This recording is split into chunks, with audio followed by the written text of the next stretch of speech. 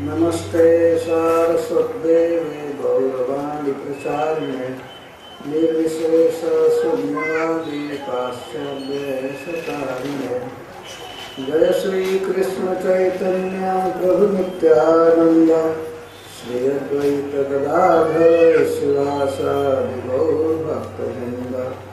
हरे कृष्णा कृष्णा कृष्णा हरे हरे, हरे राम राम राम हरे हरे। ओम नमो भगवते वासुदेवाय।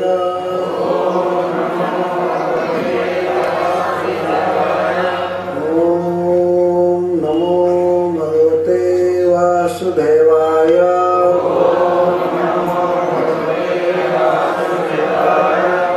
ओम नमो भगवते वासुदेवाय।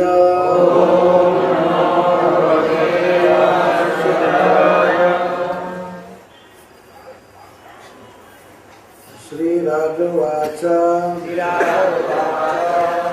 श्लोक 13 से। अहो वयं धन्यतमा नृपाणां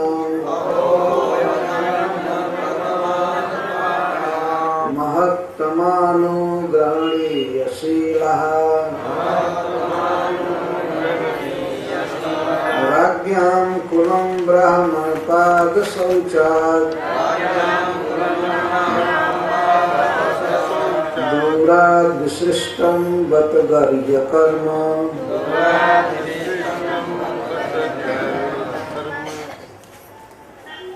तन्नोपयात् तस्यैव मेघस्य परावरेषु व्यासक्तचित्तस्य गृहे स्वभिक्षणम् निर्वेदमूलो द्विजशापरूपो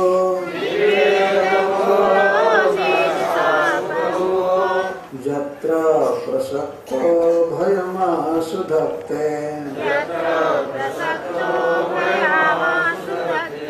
तमोपयातं प्रतियन्तु विप्रः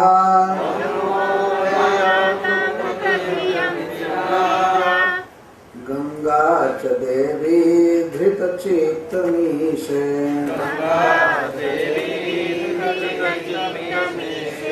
द्विजोपसृष्ट कुहकस्तक्षको वा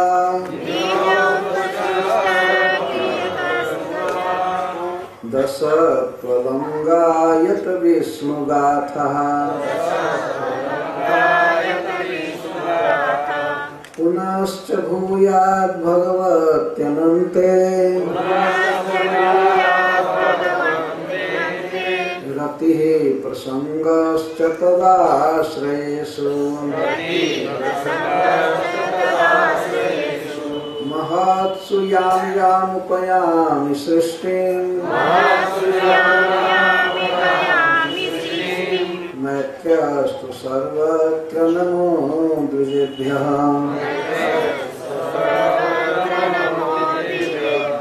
इति स्म राजाध्यवसाय युक्तः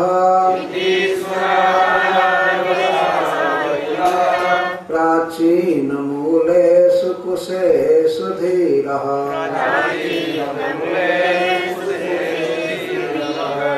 उदङ्मुखो दक्षिणकूलयास्ते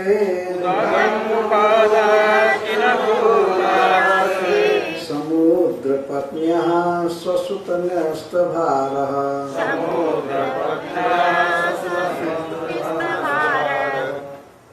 अहो वयं हम धन्यतमः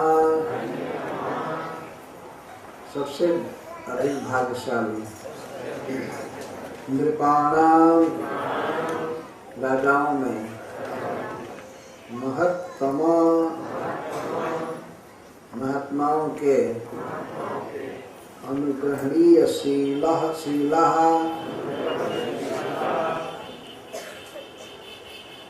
अनुग्रह के पात्र हैं। राज्ञां कुलाम, जबकि राजाओं का कुल ब्राह्मण पाद शौचार, ब्राह्मण के पाद छालन जल से दूराद दूर, विशिष्टम निक्षिप्त फेंक दिए गए हैं। बता गर्ह्य कर्म, उनमें मैं तो अत्यंत निंदनीय कर्म वाला हूँ।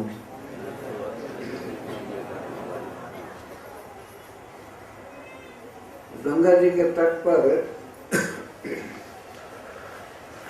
जुटे हुए अर्थात संवेद अनेक महान पुरुषों का दर्शन किया महाराज परीक्षित ने, जिनका नाम कल बोला गया था यहाँ। अत्रि, वशिष्ठ, श्रवण, शरद्वान, अरिष्ट, नेमि, भृगुरंगिराश्च इत्यादि। तो महाराज परीक्षित उन वैष्णवों के समाज में, ऋषि मुनियों के समाज में उनकी इस प्रकार की कृपा देख करके अपने को धन्य कह रहे हैं। अहो वयम धन्य तमान नृपाणाम, अहो हम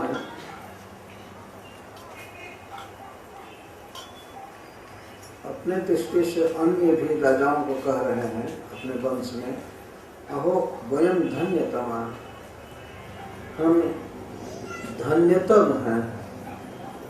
धन्य से भी बढ़कर धन्यतर है, धन्यतर से भी बढ़कर धन्यतम, मतलब अत्यंत भाग्यशाली। राजाओं में हम लोग अत्यंत भाग्यशाली हैं। महाराज युधिष्ठिर आदि का अभिप्राय से भी कह रहे हैं अपने को। क्यों भाग्यशाली हैं? कि हम लोग महात्माओं के अनुग्रह के पात्र हैं। जब महाराज परीक्षित शरीर त्यागने वाले हैं 7 दिन के भीतर, तो संपूर्ण ब्रह्मांड से इतने महान पुरुषों का आगमन उनके परलोक की शुभ सूचना दे रहा था। उन सबका अभिनंदन कर रहे हैं और अपने भाग्य की सराहना कर रहे हैं। कहते हैं वैसे तो राजाओं का कुल महात्माओं के द्वारा अत्यंत उपेक्षित होता है। शास्त्र में कहा गया है, धार्मिक नियम बनाते हुए, मल, मूत्र और पैर का धोया हुआ जल इसको बहुत दूर फेंकना चाहिए। आज का युग तो अजीब हो गया। मल मूत्र को दूर फेंकना तो दूर की बात है, और अटैच्ड बाथरूम में है।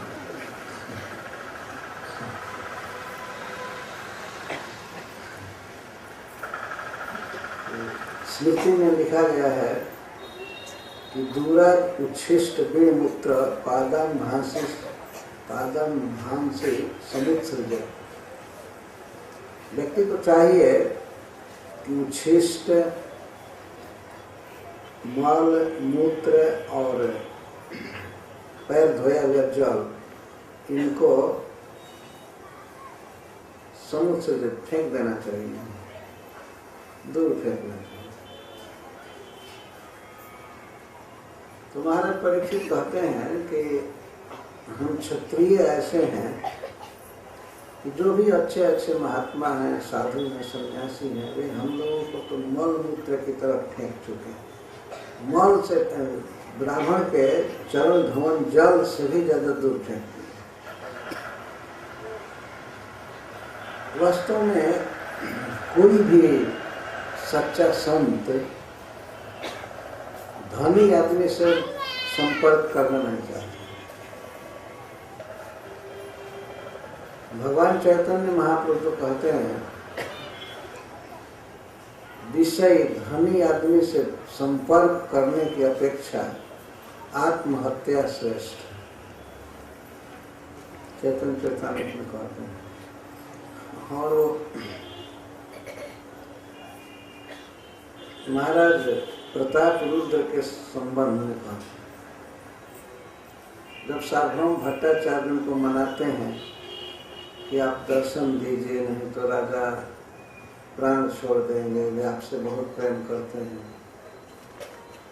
केवल नाम है राजा, वास्तव में भगवान कृष्ण के परम भक्त हैं महाराज प्रताप रुद्र।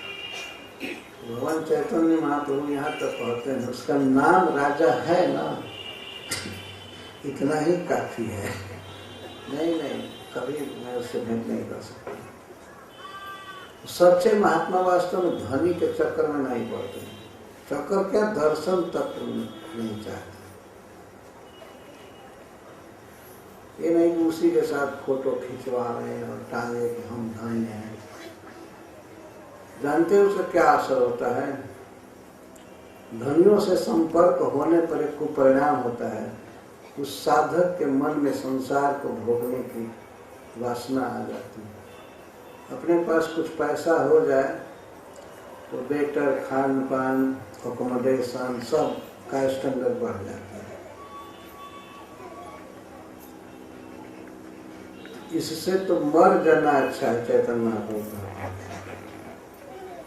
क्योंकि साधक का पतन क्या है? वास्तविक पतन है उसका मन जब भगवान कृष्ण में न रमे और सुख सुविधाओं में रमने लगे, रमते रमते फिर विरक्त व्यक्ति में ये भाव आ जाए कि अब हमें विवाह करना चाहिए, तो उसका तो नाश ही हो गया, खत्म हो गया।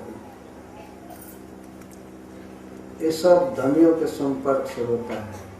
तो करोड़पति और राजा आदि से भेंट नहीं करना चाहिए। महाराज परीक्षित कहते हैं, राज्ञां कुलम, क्षत्रियों का कुल, राजाओं का कुल समुदाय,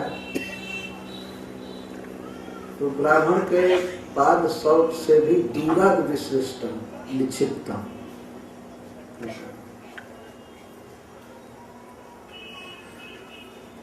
खास करके जो विरक्त ब्राह्मण हैं वे राजाओं से संपर्क नहीं करते हैं। ब्राह्मण का अर्थ है डिवोटी, भक्त।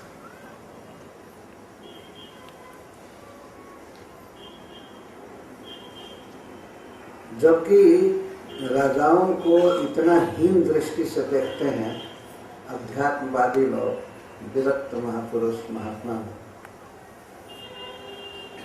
आज हमारा भाग्य देखो कि हमारे पास इतने महात्मा पूरे ब्रह्मांड से, सत्य लोक से, जन लोक से, मोहर लोक से, इस पृथ्वी से, सब जगह से आए हुए हैं, जिनको मलमूत्र की तरफ फेंका गया है दूर, दूरात विशिष्ट, दूरात जब चरण धो करके जब जितना दूर फेंका जाएगा उससे भी दूर हम लोग फेंके गए।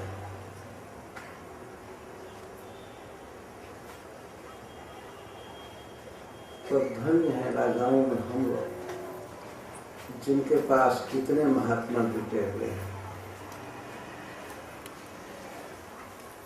यथार्थ में महाराज परीक्षित का परम सौभाग्य है। वैसे तो पांडु वंश में जन्म लेने के कारण वे धन्य हैं, भगवान श्री कृष्ण का भक्त होने से धन्यतर हैं, पर भगवान श्री कृष्ण के भक्तों का समागम होने से धन्यतर है।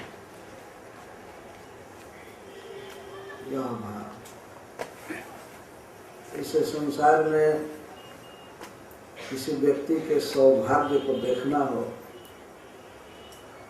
तो सबसे श्रेष्ठ सौभाग्य उसी का है जिसको भगवान कृष्ण के भक्तों का संग प्राप्त है। इसे बढ़ करके धन दूसरा कुछ भी नहीं, इसे बढ़ करके सौभाग्य दूसरा कुछ भी नहीं। तो परीक्षित महाराज अपने को धन्यतम कहते हैं जिनको केवल 7वें दिन ही मर जाना है। वैसा व्यक्ति कह रहा है कि मैं इस जगत में धन्यतम हूँ, सबसे श्रेष्ठ भाग्यवान। 7 दिन की अवधि है जीने की, और ऐसे व्यक्ति अपने को भाग्यवान कहें। बहुत दिन जी करके क्या होगा, थोड़े ही दिन जिए लेकिन उसको जो चीज मिलना चाहिए जीवन में वो मिल जाए, तो वही भाग्यशाली है। महाराज परीक्षित अपने को भाग्यशाली कह रहे हैं, हम धन्य हैं। 4 श्लोकों में उन ब्रह्मर्षियों का, वैष्णवों का स्वागत कर रहे हैं। तो सबसे पहले अपना ही भाग्य कहने लगे।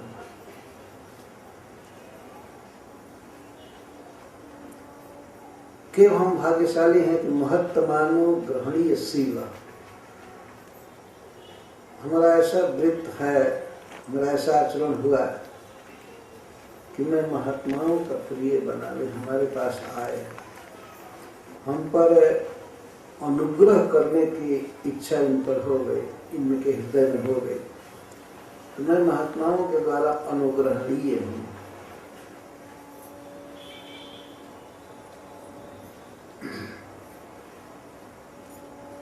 उस पर भी मैं तो अपने तरफ देखते हैं परीक्षित महाराज तो कहते हैं मैं गर्ह्य कर्म, मेरा कर्म तो अत्यंत निंदनीय है। ये अन्य राजाओं के लिए नहीं कह रहा, अपने लिए इसको सुनिए। मेरा कर्म अत्यंत निंदनीय है।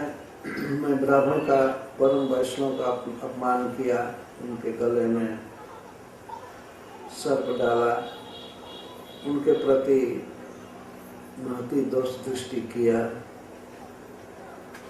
तो ऐसा होते हुए भी महात्माओं के ऐसे अनुग्रह का पात्र मैं बना। जीवन में शरीर त्यागते समय इतने भक्तों का, इतने महान भक्तों का समागम मेरे भाग्य की सूचना दे रहा है। ये समझ गए गंगा जी के तट पर जो वातावरण उपस्थित हुआ है, इतने महात्माओं का आना, गंगा जी का संग है, और इनके बीच में अवश्य मुझे श्री कृष्ण कथा का सौभाग्य मिलेगा। इसलिए वे विश्वास कर रहे हैं कि मुझे भगवान कृष्ण का चरण कमल मिलेगा। और इस संसार में तो कोई आसक्ति है नहीं। विमर्शित हेतया पुरस्कार, पहले से ही विराज करते थे, उसी समय से लोक परलोक, स्वर्ग, पृथ्वी आदि के भोग को है समझ चुके थे, तुच्छ समझ चुके थे। और इतने महात्माओं के समागम से उन्हें विश्वास हो रहा है कि मैं भगवान कृष्ण के पास जाऊंगा। तो उससे भाग्यशाली कौन हो सकता है? मरने से पहले सारा वातावरण सिद्ध कर रहा है कि महाराज परीक्षित वैकुंठ जाएंगे भगवान के पास। उन्हें कहाँ मरने का शौक होगा, शरीर त्यागने का।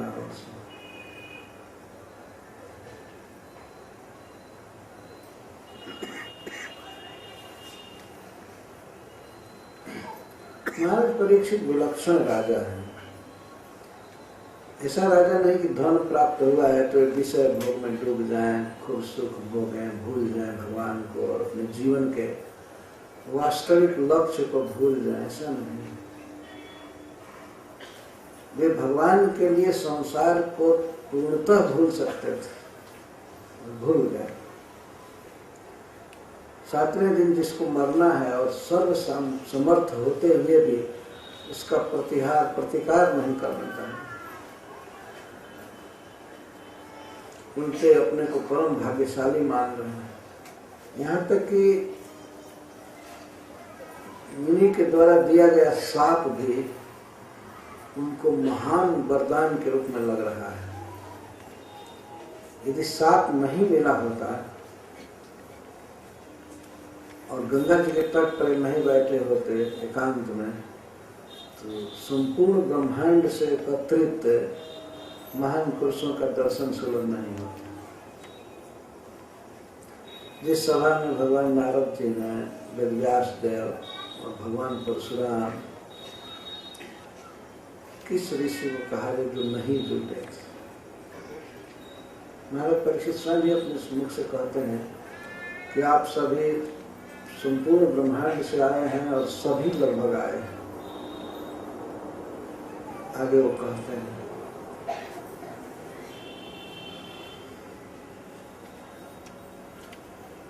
जहां पर चरण धोकर के जल फेंका जाता है, वहां पर भी हम लोग स्थित होने जो नहीं, तो दूरज विशिष्ट। और एक तरफ महात्माओं का यह दुर्लभ समागम। कोई कहे कि महाराज परीक्षित, आपको 7 दिन मरने का श्राप दिया गया है, आप अपने को सबसे बड़ा भाग्यशाली मान रहे हैं। ये कहते हैं कि हाँ, तस्यैव मेघस्य परावरेशो व्यासक्त चित्तस्य गृहेषु विष्णु निर्वेद मूलो द्विजशापरूपो यत्र प्रसक्तो द्वयमासु धत्ते। आष्टम तावद अनुग्रह। अनुग्रह की बात मैं क्या कहूँ, कितना अनुग्रह है महात्माओं का, वैष्णवों का और भगवान श्री कृष्ण का। तो भगवान श्री कृष्ण के अनुग्रह की बात कर रहे हैं। मेरे प्रति जो शाप दिया गया, वह शाप भी कितना मेरे लिए हितकर हो गया, इसको कह रहे हैं। तस्य मेघस्य परावरेश, वैसे मैं तो अघरूप हूँ, साक्षात अघ ही हूँ, अपराधी हूँ, मूर्तिमान पाप हूँ, फिर भी परावरेश हो, पर और अवर के ईश, अपराकृत जगत और प्राकृत जगत के नियंता भगवान श्री कृष्ण, अथवा ब्रह्मा आदि महान पुरुषों के स्वामी और कीट पर्यंत सबके स्वामी, अवर के ईश, पराणाम अवराणाम च ईश स्वामी श्री कृष्ण। श्री कृष्ण ही ब्राह्मण के साप के रूप में उपस्थित हुए, ऐसा महाराज परीक्षित कर। क्योंकि व्यासक्त चित्त से गृहेषु भिक्षुणम, मैं निरंतर गृहेषु आसक्त चित्त, मैं आसक्त चित्त था। महाराज परीक्षित ऐसे नहीं थे, लेकिन जो जितना ही ऊंचा भक्त होता है, अपने में दोष देखता है। जैसे श्री कृष्ण दास कविराज गोस्वामी, कृष्णदास कविराज गोस्वामी अपने विषय में कहते हैं, पूरी से कीट है तो मुनि से लभिष्ट, जगाई है मधाई है तो मुनि से पापिष्ट। मैं पुलिस के कीट से भी लभिष्ट हूँ, छोटा हूँ, हीन हूँ, और जगाई मधाई से भी बढ़कर पापी हूँ। श्री नित्यानंद प्रभु की कृपा को कहने के लिए अपने विषय में कह रहे हैं, मर के कीट से भी हीन हूँ और जगाई मधाई से भी बढ़कर पापी हूँ। लेकिन ऐसे पापी पर नित्यानंद प्रभु ने कृपा किया, हमको वृंदावन दिया, इस तरह की बात कर रहे हैं। यहाँ भी महाराज परीक्षित ये कह रहे हैं कि मैं गृहेषु आसक्त चित्त था और अभीक्षण निरंतर आसक्त चित्त रहा, तो मेरा तो जीवन विफल होने जा रहा था। लेकिन भगवान श्री कृष्ण ही परावरेश, श्री कृष्ण निर्वेद मूलो दृशाप रूप, ब्राह्मण के साप के रूप में मेरे सामने प्रकट हो गए, जो निर्वेद का मूल है। निर्वेद मूल ये भगवान का विशेषण है। भगवान है निर्वेद से, वैराग्य से प्राप्त होते। जो व्यक्ति संसार में आसक्त है वह कृष्ण को नहीं पा सकता है।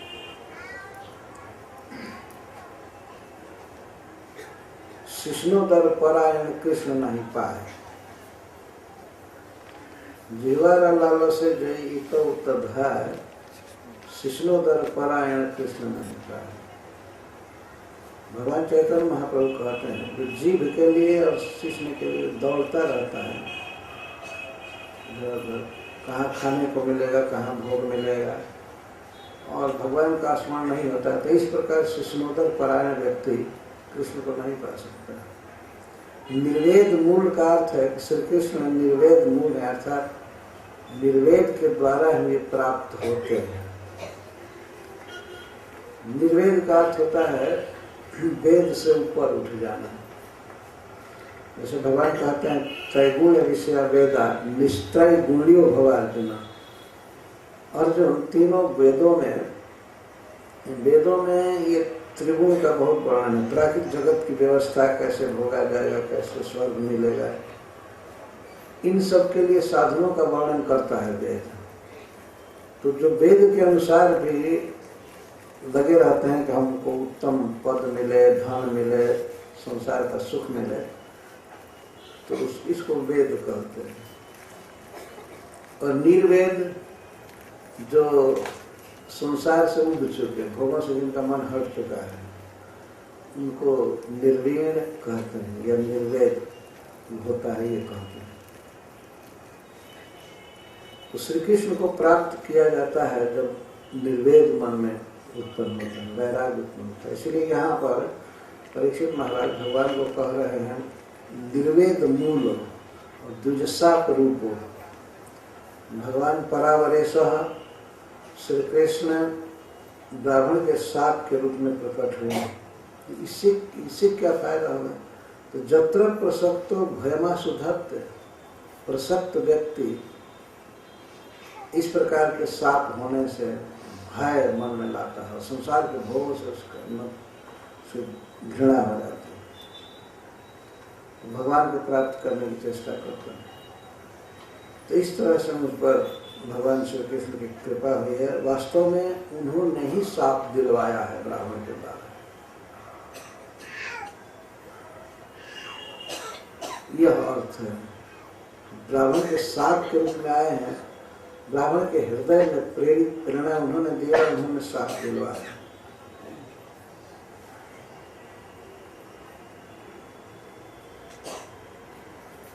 जब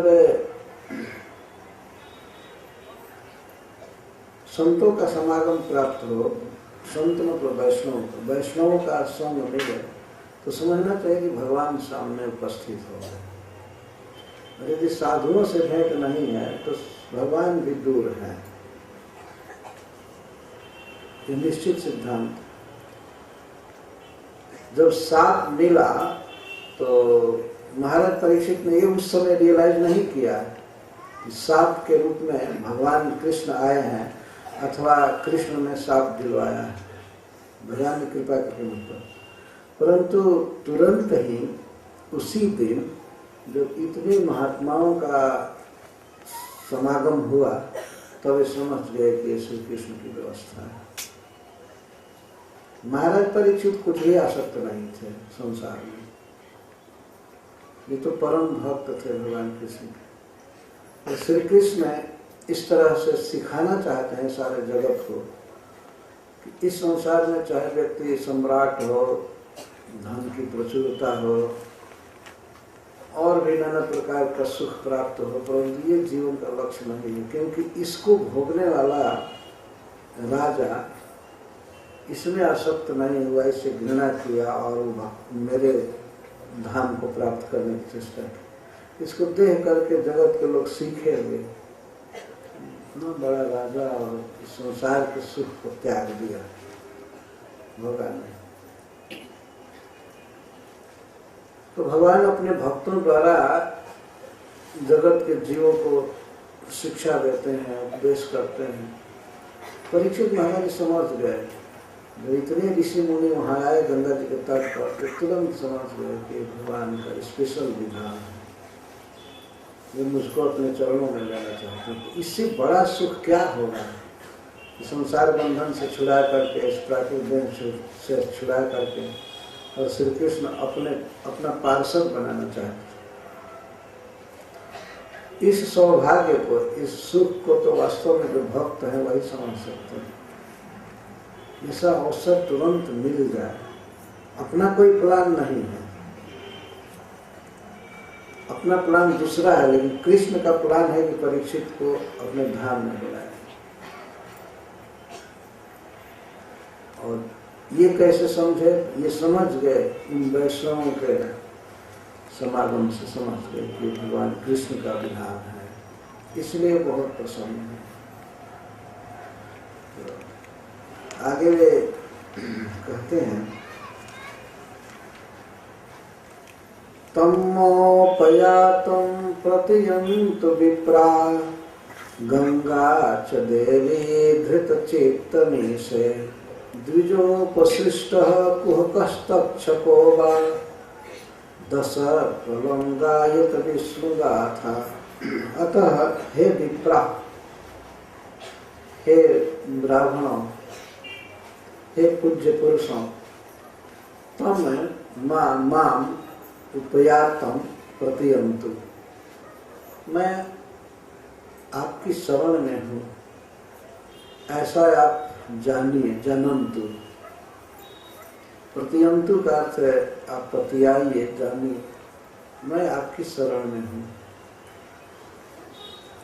और फिर गंगा जी की तरफ देखकर कहते हैं, माँ गंगा भी हम पर कृपा करें, मैं इनकी शरण में हूँ। गंगा जी की शरण में हूँ और आप वैष्णव भक्तों के शरण में हूँ। आप ऐसा जानिए मुझे। धृतचित्त से मैं अपना चित्त भगवान श्री कृष्ण में रख चुका हूँ। मेरा चित्त अब कहीं जा नहीं रहा है, राज्य संसार वैभव आदि बिल्कुल नहीं। मैं आपकी शरण में हूँ, माँ गंगा की शरण में हूँ। ब्राह्मण के द्वारा प्रेरित, चाहे कोई कपट, कोई दूसरा उपाय से अथवा डायरेक्ट तक्षक ही क्यों न मुझे डसे, तक्षक डसे या तक्षक के बदले और दूसरा कोई मेरे मारने का उपाय है ब्राह्मण के साप से, तक्षक डसे या किसी भी तरह से मृत्यु हो, गायक विष्णु गाथा। आप सब भगवान श्री कृष्ण की कथा कहिए, गाथा कहिए। मरने की चिंता नहीं है।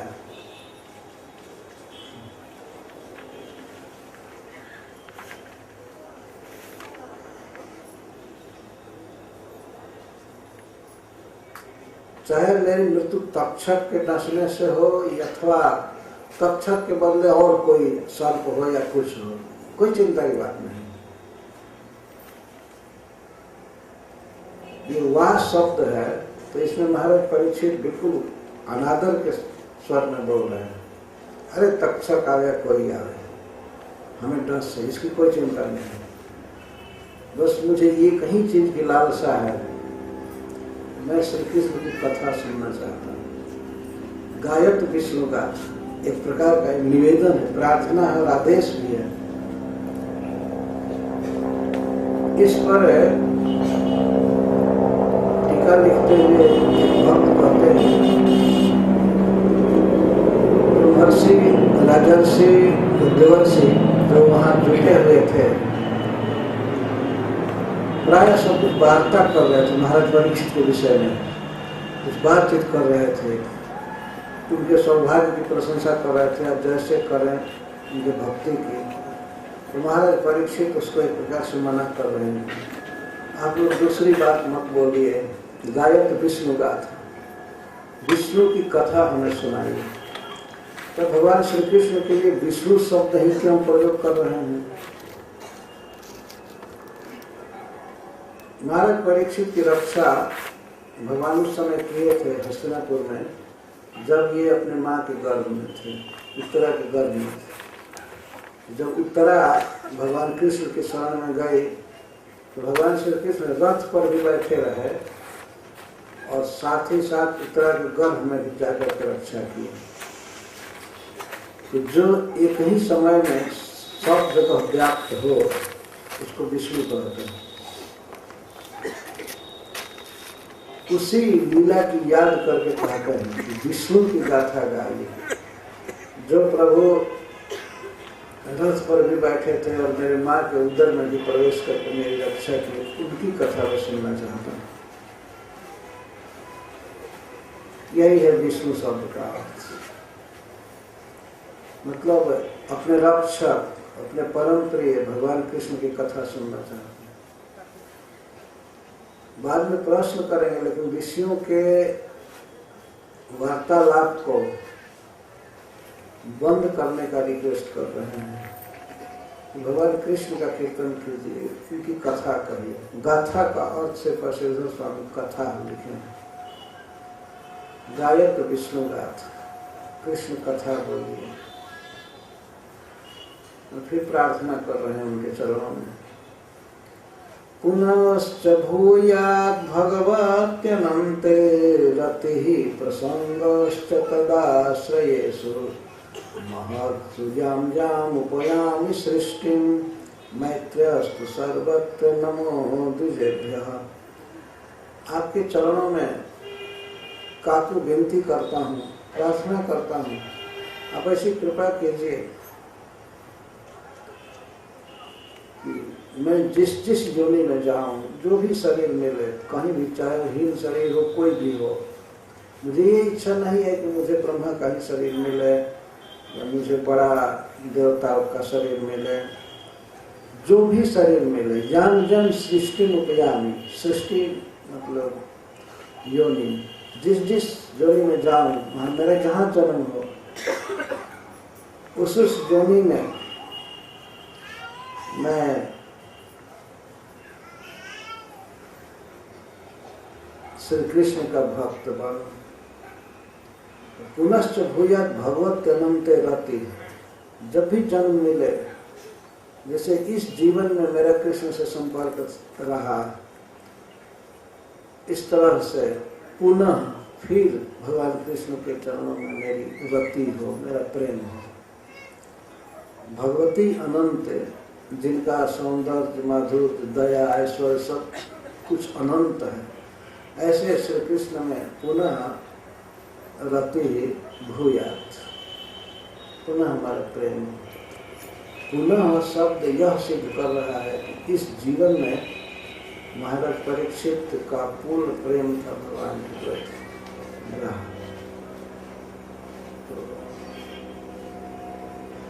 वास्तव में परम सौभाग्य था, बिल्कुल जन्म के प्रारंभ में नहीं, अपने माँ के गर्भ में ही ये भगवान का दर्शन कर चुके थे। हम तो कभी कभी कहते हैं कि महाराज परीक्षित ने जो मंगला आरती किया, ऐसी सुंदर आरती किसी ने नहीं किया। साक्षात भगवान का दर्शन किए, बच्चा थे गर्भ में तभी, और श्री कृष्ण के रूप पर इतना मोहित थे, इनके चित्त में और इनकी आंखों में श्री कृष्ण का रूप बसा हुआ था, वे उसी को देखा करते थे। जो पुरुष गर्भ में मेरी रक्षा किए, क्या वे ये हैं? किसी भी सुंदर व्यक्ति को देख करके, तेजस्वी व्यक्ति को, और वो ही याद करते थे, देखते थे। परितः इक्षण, इक्षण का अर्थ देखना, गहराई से तो देखते थे, विचार करते थे। वो छवि और वो स्मृति इनकी कभी नहीं गई जीवन में। कृष्ण को देखने, जीवन में प्रथम व्यक्ति भगवान थे जिनको इन्होंने देखा गर्भ में, उसी को देखा करते थे, परीक्षण करते थे। इसीलिए इनका नाम ब्राह्मणों ने परीक्षित रखा। तो भागवत प्रथम स्कंद के 12 अध्याय में दी गई, 12वें अध्याय में कथा। परीक्षित नाम की ये व्युत्पत्ति है, इसीलिए भौम आदि ब्राह्मणों ने इनका नाम परीक्षित दिया। और भगवान श्री कृष्ण ने, विष्णु ने इनको महाराज युधिष्ठिर के प्रति दिया, रक्षा करके। विष्णु के द्वारा जिनको दिया गया युधिष्ठिर महाराज को, तो इनका नाम हुआ विष्णु रात, राति ददाती। रात का अर्थ कि हम दिया, भगवान कृष्ण ने रक्षा करके और युधिष्ठिर महाराज को इस बच्चे को दिया। और बाद में युधिष्ठिर महाराज परीक्षित महाराज को राज्य करके मानने चले गए।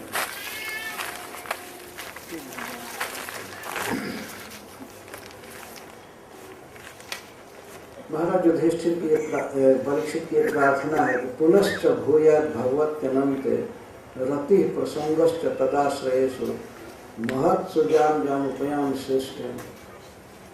क्या तमाशा कर रहे हैं, ये कथा हो रही है, कोई साधारण कल्चरल प्रोग्राम नहीं है। पहले करना चाहिए, कथा में नहीं आना चाहिए। ये कथा का तिरस्कार है ना, तो उधर देख रहे हैं, इधर देख रहे हैं। इस तरह का फैशन नहीं करना चाहिए। महाराज परीक्षित प्रार्थना कर रहे हैं ऋषि मुनियों से, पुनः भगवान कृष्ण में प्रेम हो और तब तदाश्रयेषु महत्सु, श्री कृष्ण ही जिनके आश्रय हैं, ऐसे महात्माओं में मेरा प्रकृष्ट संग हो। प्रकृष्ट संग प्रसंग ये संपर्क के लिए भी है और आसक्ति के लिए भी है। भगवान श्री कृष्ण के भक्तों में मेरी प्रकृष्ट आसक्ति हो और उनका ही संग मिले हमको, तथा सर्वत्र सब जगह सबके साथ मेरी मैत्री हो, मेरी मित्रता हो। वास्तव में भगवान इस कार्य से बहुत प्रसन्न होते हैं। एक परिवार में देखिए, जब पिता देखता है कि हमारा कोई बेटा अन्य भाइयों से बहुत प्रेम करता है, पिता बहुत प्रसन्न होता है कि हमारे सभी पुत्र मिल करके रह रहे हैं, प्रेम से रह रहे हैं। इस प्रकार महाराज परीक्षित मांग रहे हैं, सबके प्रति मेरी मित्रता हो, किसी के प्रति द्रोह न हो, किसी के प्रति दोष दृष्टि न हो, सबसे मैं प्रेम करूं, सबसे मेरी मित्रता हो। सर्वत्र मनुष्यों के साथ या अन्य जीवों के साथ भी मेरी हितैषिता का आचरण हो, मैं उनका हित कर सकूं, उनका उपकार कर सकूं। यह है मैत्री। इस प्रकार से महाराज परीक्षित ब्राह्मणों से भीख मांग रहे थे, प्रणाम कर रहे थे बार बार कि हमें आशीर्वाद दीजिए, आपके आशीर्वाद से संभव होगा। मन में कभी कभी ऐसा हो रहा था कि ऋषियों का आगमन हमारे संदेह को दूर करे, उनके संदेह को दूर कर रहा था। मैं भगवान के धाम में जाऊंगा, लेकिन अपने तरफ देखकर कहते हैं कि हो सकता है संभव न हो, मुझे जन्म लेना पड़े। तो कोई बात नहीं, मेरा जहाँ भी जन्म हो, जिस जन्म में जाऊँ, वहाँ पर भगवान कृष्ण के चरणों में प्रेम हो और उनके भक्तों में मेरी आसक्ति हो, उनका संग मिले, तथा अन्य सब जीवों के प्रति मेरी मित्रता। इति स्मराजाध्यवसाय युक्तः प्राचीन मूलेषु कुशेषु धीरः उदन्मुखो दक्षिणकूलयास्ते समुद्रपत्न्यः स्वसुतन्यस्तभारः।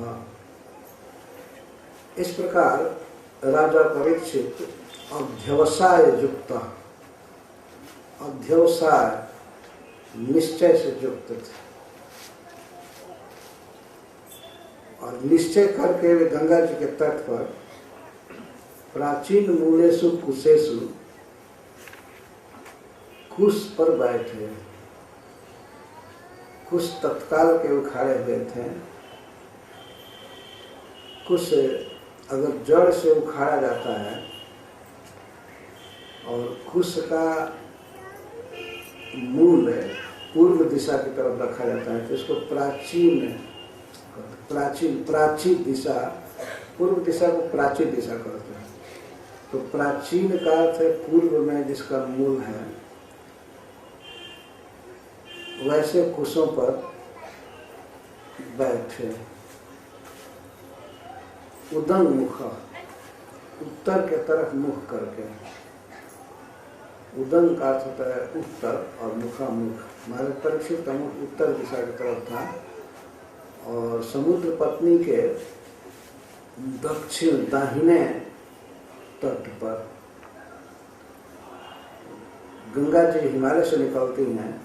तो यहाँ दक्षिण कूल का अर्थ है कि हिमालय के तरफ पीठ करके अगर कोई व्यक्ति गंगा जी की तरफ चले तो इस दाहिने हाथ में दक्षिण तट पर बैठ। सभी भक्त देखे हैं सुखताल तो समझ जाएंगे दक्षिण कूल है, दाहिना किनारा है।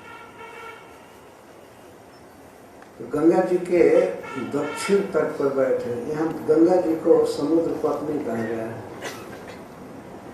नदियों का पति समुद्र माना जाता है और मायके जहाँ से जन्म हुआ है। नैहर गंगा जी का हिमालय है। और वैसे तो वास्तविक पिता गंगा जी के तो भगवान का चरण कमल है, लेकिन वैसे पहाड़ से निकलती है हिमालय से, तो हिमालय पिता हुआ और जहाँ जा करके जिंदगी भर रहेंगे वो है पति समुद्र। सूत गोस्वामी कहते हैं समुद्र पत्नियां दक्षिण कूले दाहिने तट पर और कुशों पर बैठे।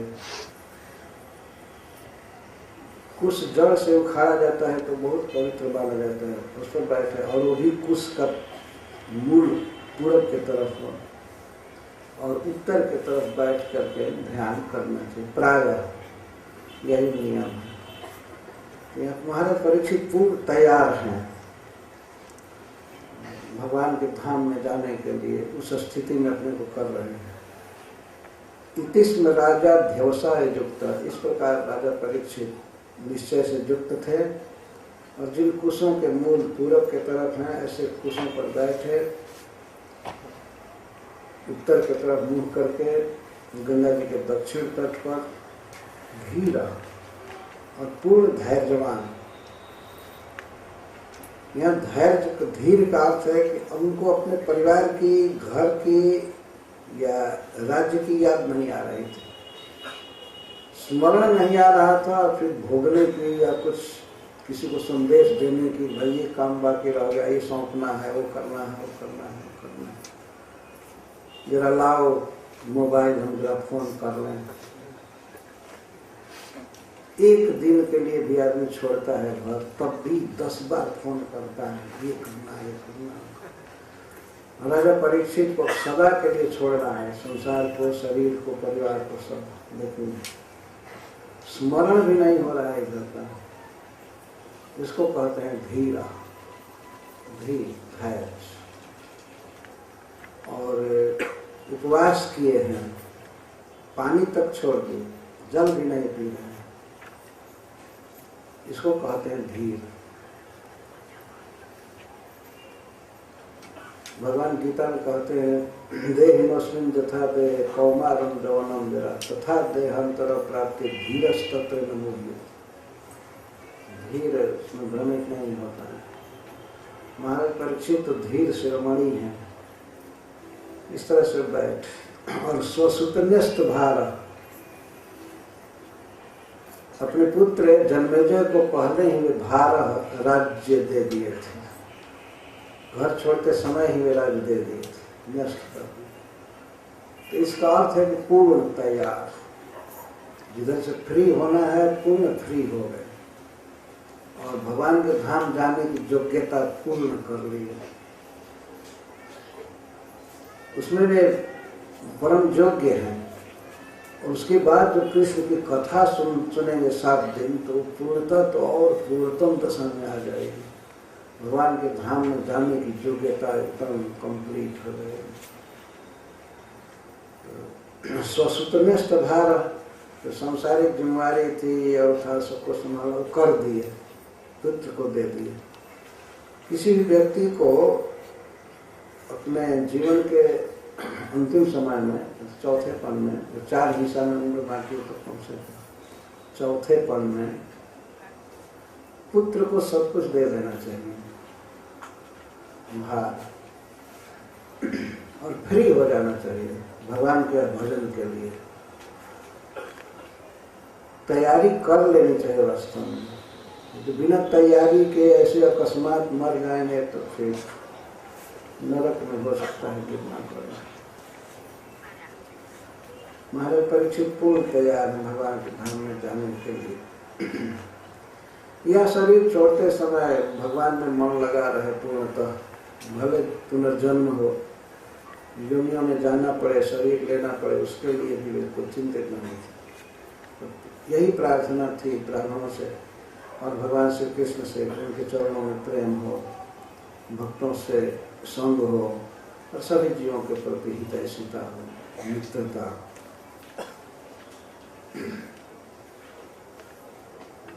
इस प्रकार जब तैयार हो गए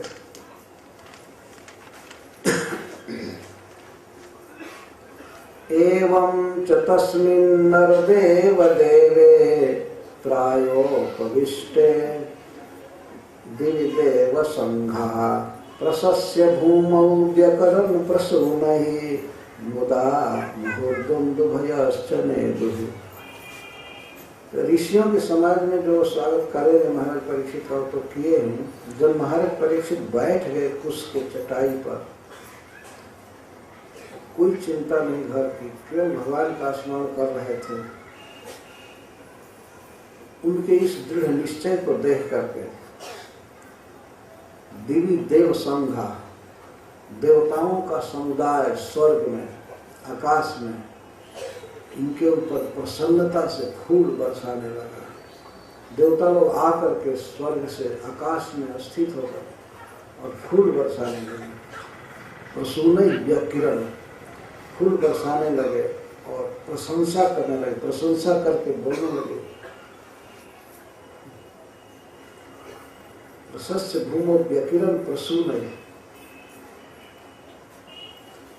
महाराज परीक्षित जब आमरण उपवास करके बैठ गए, निर्णय करके, जब महात्माओं से उन्होंने अपना निर्णय सुनाया, मुझे ये करना है, ये करना है, मुझे जीवन में प्राप्तव्य भगवान श्री कृष्ण का चरण कमल है और कुछ नहीं, आप ऐसी कृपा कीजिए। और कोई चर्चा नहीं, कोई संकल्प नहीं दूसरा। महाराज परीक्षित के इस निर्णय को सुन करके जब बैठे आसन पर, तो देवता लोग झप फूल बरसाना चालू किए और प्रशंसा कर रहे थे। प्रशस्य, प्रशंसा कर रहे थे, धन्य है महाराज, धन्य है। इस पर श्रील प्रभुपाद जी प्रपोर्ट लिखते हैं, वास्तव में देवता लोग उस व्यक्ति पर बहुत प्रसन्न होते हैं जो भगवान की भक्ति करता है। महाराज परीक्षित के इस आमरण उपवास की खबर तुरंत मिल गई स्वर्ग में। तो वे देवता आया करके महाराज परीक्षित की प्रशंसा करने लगे, आकाश में फूल बरसाने लगे। देव संघा, और इन देवताओं के द्वारा बजाई हुई दुंदुभियां बजने लगी, चारों तरफ बजाने लगे। च शब्द इसमें लिखा गया है, मुदा मुहुर्दुन्दुभयश्च नेदु, दुन्दुभयश्च, दुन्दुभियां बजने लगी, नगाड़े बजने लगे, शंख बजने लगे। चकार से अनुक्त समुच्चय जो नहीं कहा गया है वो सब बाजा बजने लगे देवताओं के द्वारा, देवताओं के द्वारा बजने लगे। प्रभुपाद जी कहते हैं कि भगवान, देवता और भक्त में इस तरह का ये संबंध होता है। भगवान की भक्ति की बात सुन करके देवता प्रसन्न हो गए और महाराज परीक्षित की प्रशंसा करने लगे, फूल बरसात करके। जो लोग देवताओं को नहीं मानते हैं, वास्तव में ये उनके हृदय की गंदगी है, रियलाइज नहीं कर पाते। देवता भी हैं, मनुष्य भी हैं। तो महाराज परीक्षित के समय तक तो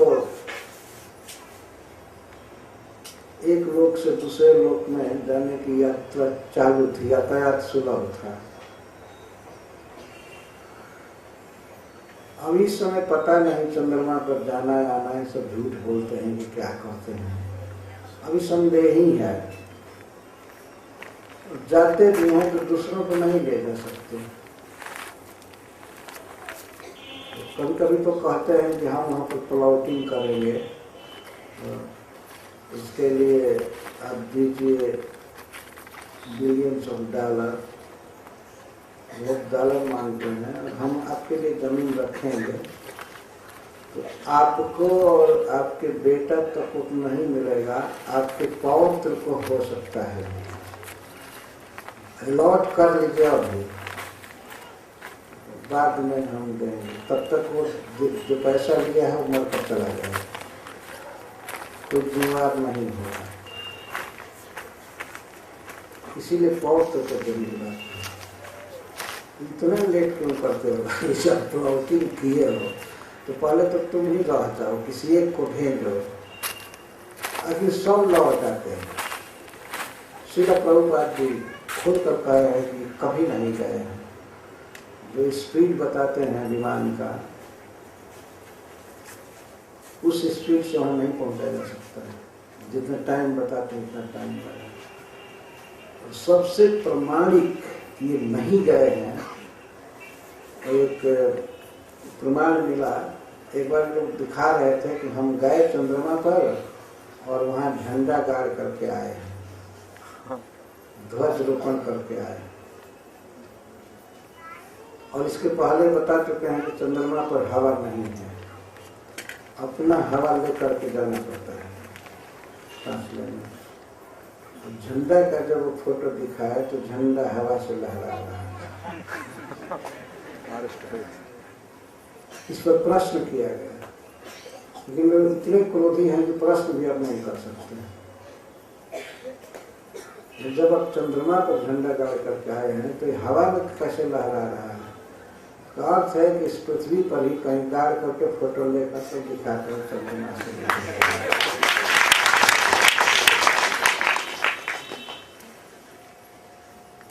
मैं एक किताब में इसको पढ़ा था। जो भी हो महाराज